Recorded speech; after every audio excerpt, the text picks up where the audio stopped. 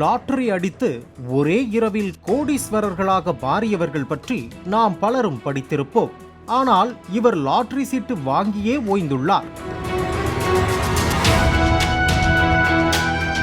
கேரள மாநிலம் கண்ணூரைச் சேர்ந்த ராகவன். இவர் கடந்த 52 ஆண்டுகளாக லாட்டரி சீட்டுகளை வாங்கி வருகின்றார். லாட்டரி மூலம் தனது வாழ்க்கை என்றென்றும் மாறும் என்ற நம்பிக்கையில் லாட்டரி சீட்டுகளை வாங்கியுள்ளார்.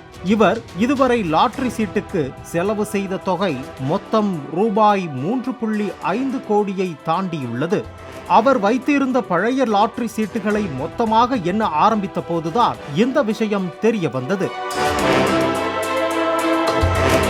ராகவன் தனது வருமானத்தில் ஒரு பகுதியை லாட்டரி சீட்டுக்காக ஒதுக்கி வருகிறார். அவர் இதுவரை வாங்கிய பழைய லாட்டரிகள் சாக்கு மூட்டைகளில் பாதுகாப்பாக வைக்கப்பட்டிருந்தன.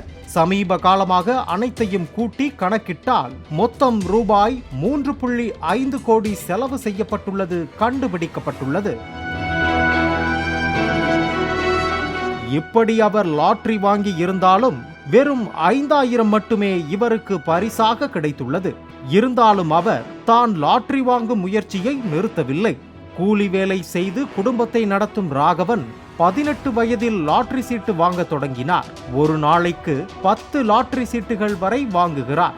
52 வருடங்களாக டிக்கெட் வாங்கி வந்தாலும் அவருக்கு குபேரனாகும் வாய்ப்பு கிடைக்கவில்லை.